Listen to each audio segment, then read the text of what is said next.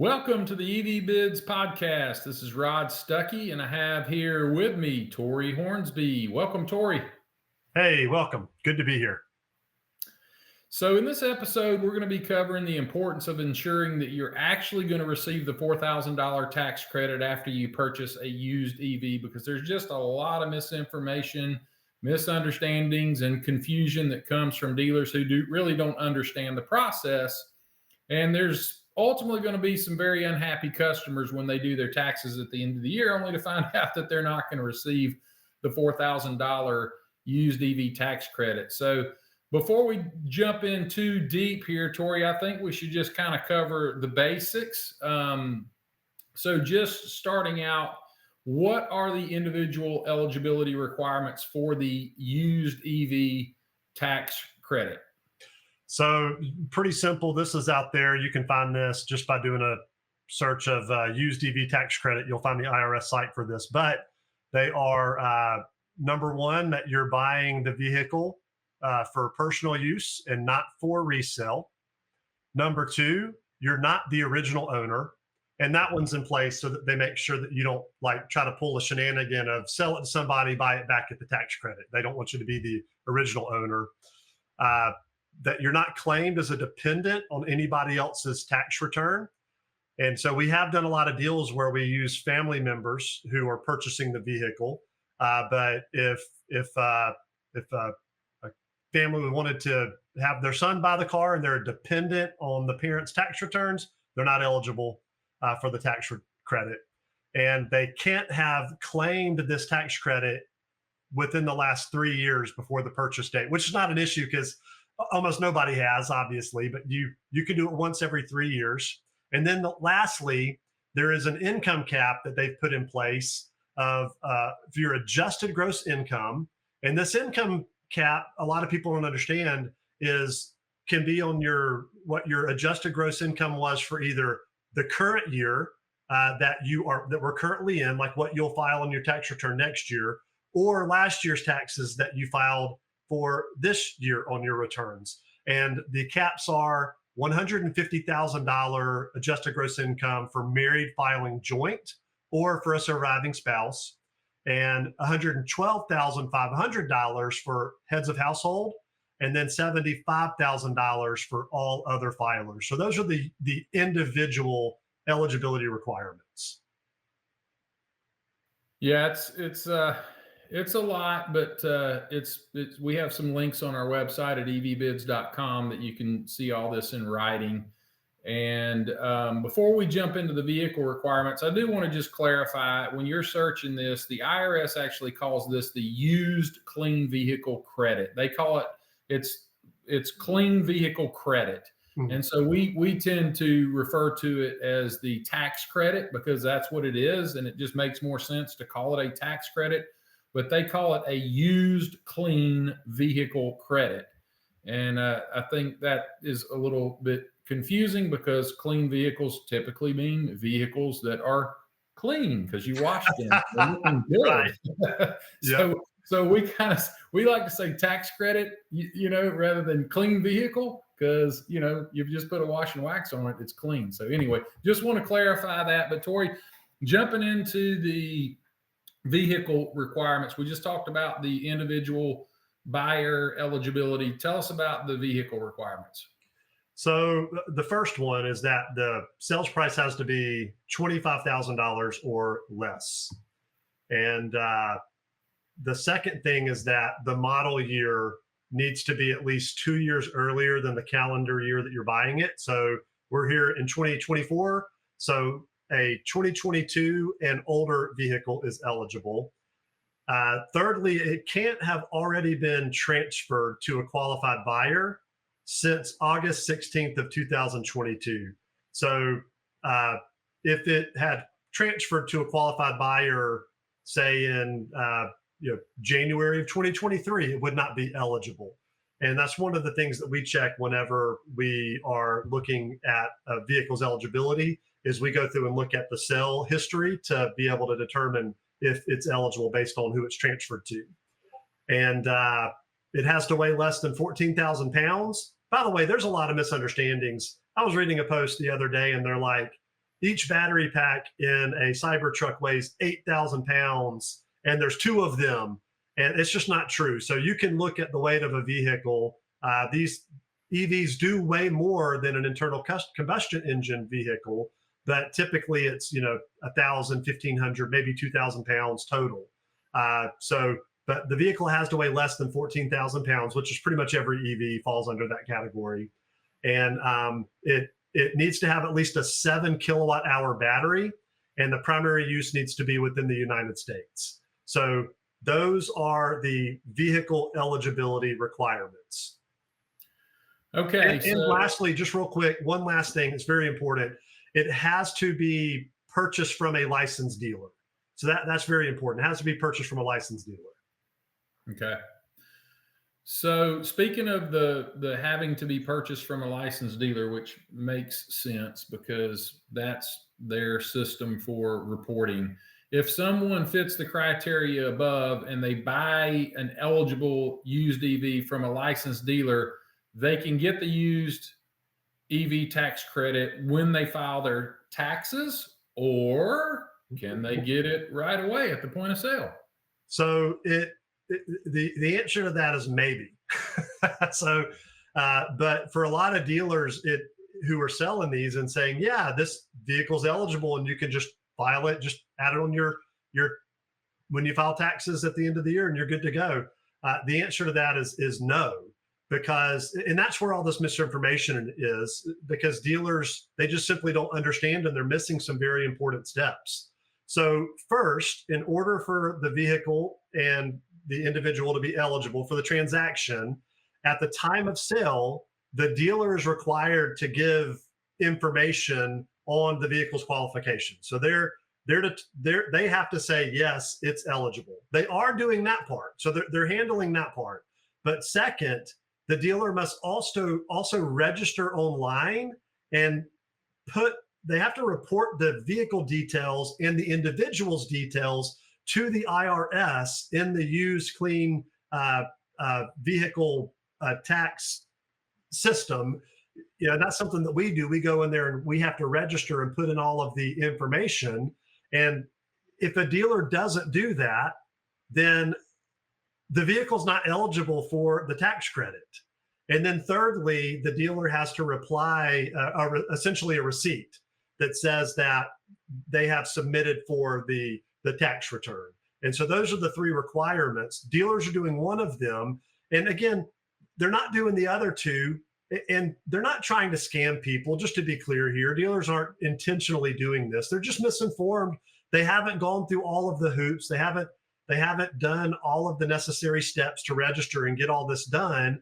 And they're just ignorant on this process. Therefore, they're telling people, hey, the vehicle's eligible and you can just put it on your tax returns. It's good to go. And that could not be farther from the truth. Yeah, that's a big one. So just to kind of recap, at a high level, what we're seeing is a lot of dealerships, and this goes both ways. We're seeing dealerships that are like small independent mom and pop dealers that just aren't really, taking the time or aren't sophisticated enough, have the manpower, the resources to go through all of the red tape and the hoopla from the IRS. And so they're just taking it at a high level and saying, hey, it's $25,000 or less are eligible. Yes, this Tesla Model 3 is $25,000 or less. It's eligible. All you got to do is go to your CPA next year and file it on your taxes. You're good to go. So we're seeing that from a lot of like mom and pop independents who don't understand the red tape. And then on the flip side of that, there are some really large dealer groups out there that specialize in ICE vehicles, and they're pumping out 200, 300, 400, 500 vehicles, ICE vehicles a year or a month. And they've been doing this for years and years and years, and they're just not really interested. It's not worth their time to go through the red tape for these tax credit vehicles on what realistically is a minute fraction of a percentage of their business. And so they too are telling buyers that, yeah, it's under $25,000. You can file it on your taxes. You're good to go. So we're seeing that from both sides. And to your point, Tori, it's not intentional. There's no one trying to scam anyone. It's just that This is the Ignorance. IRS, and there's always systems and processes and red tape. So, um, okay, so moving on here, Tori. If the buyer and the vehicle are eligible and the dealer reports the sale, the buyer can get the used EV tax credit. Correct? Potentially. And so here's another step that is hugely misunderstood. So there are two ways to get the tax credit from an individual. Number one, and this is the way that you just should do it, is that the buyer can transfer it to the dealership and they can receive it immediately applied to the purchase of the unit. So you're buying a car for $24,000, the tax credit comes in, we apply the $4,000 to the sale of the car. And that's the first way to do it. The second way to do it is to wait and not transfer it immediately and to include it on when you file taxes. That you can do that. However, if you don't transfer the tax credit to a dealership, the tax credit becomes non-refundable, meaning that you can't get back more on the credit than you owe in taxes. So if you owe Uncle Sam more than $4,000 and you file your taxes, you get all $4,000, the full tax credit. They'll apply towards what you owe. However, let's say that you only owed Uncle Sam on your tax returns $1,500.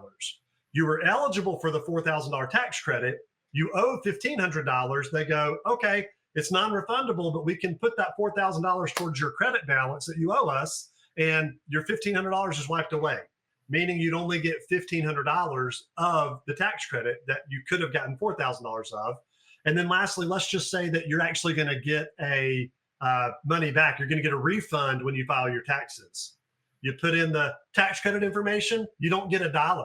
You don't get a cent because it's not refundable. The $4,000 is non-refundable if you don't transfer it to a dealer.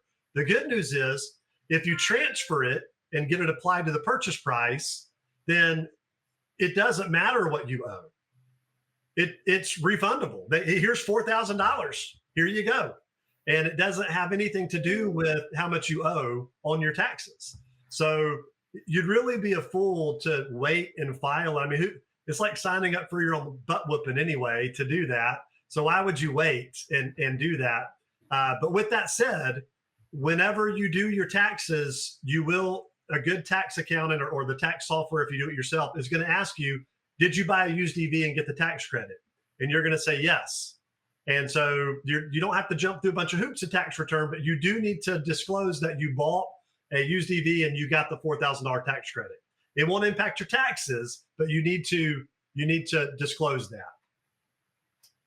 And can you apply any excess credit to future tax years? So you mean like I still owe the Uncle Sam $4,000 from last year, so I'll just file it now? No. Yeah. No, you can't apply it to past or to future tax years. It's only in the year that you are, so that they don't hold on to it for future or can use it for the past. It's for this year. So you just need to transfer it to the dealer and get it immediately.